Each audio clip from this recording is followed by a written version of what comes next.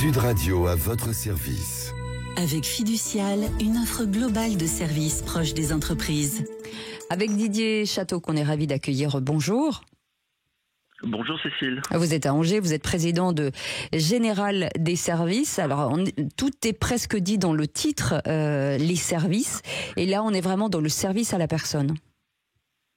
C'est exactement ça, on est au plus près des Français, on intervient dans le cadre du quotidien, que ce soit de l'entretien de la maison, du jardinage, de la garde d'enfants. Et une de nos spécialités maintenant devient l'aide aux personnes âgées et parmi celles-ci, les plus fragiles, les personnes dépendantes. Oui, c'est-à-dire que vous avez adapté des services très innovants, même aujourd'hui, à une offre vraiment globale, et c'est-à-dire que la personne se sent vraiment entourée et protégée. En fait, depuis 25 ans, nos 25 ans cette année, on s'est aperçu qu'une personne âgée, elle a des besoins assez complexes et qu'il devient de plus en plus compliqué de rester à domicile en bonne situation et surtout en sécurité.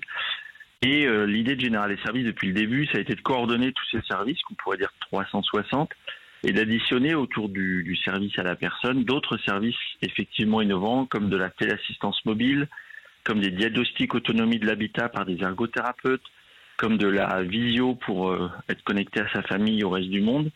Et puis, très bientôt, on va annoncer le lancement de vente de matériel médical pour avoir une vision très complète de l'autonomie.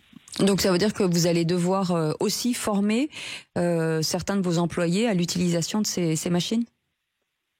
C'est exactement ça, c'est une montée en compétences, c'est une évolution professionnelle des métiers plutôt de main-d'œuvre, qu'on considère à tort comme simples, mais qui sont au plus proche du lien social, de la complexité liée aux maladies, aux fins de vie et aux accompagnements des plus fragiles. On dispose de notre propre centre de formation depuis 17 ans et on forme à peu près entre 800 et 1000 personnes par an. Sur combien d'expertises différentes ?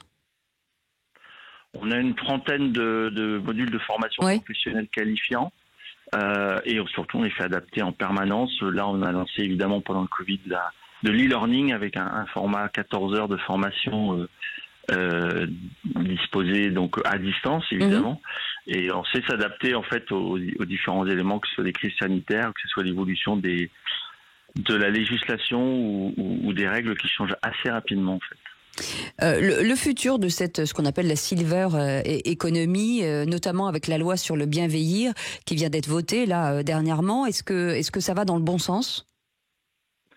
Alors cette loi effectivement vient tout juste d'être votée, les décrets d'application vont être publiés.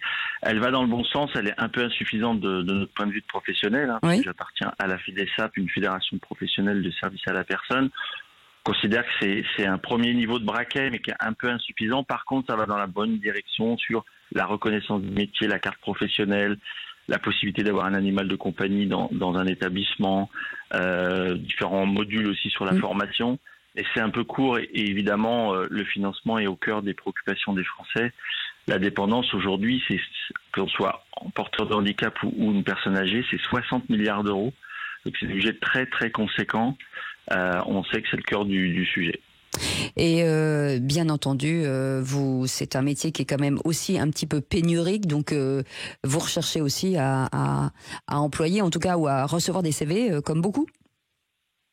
On est en capacité d'intégrer beaucoup de Français, qu'ils soient issus de la diversité, handicap, issus de l'immigration ou autre.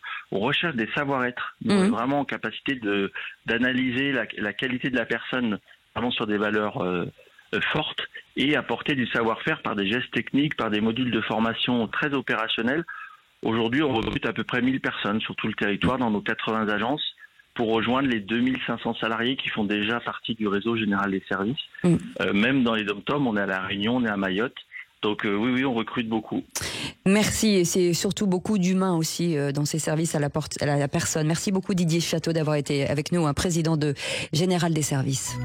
Sud Radio à votre service.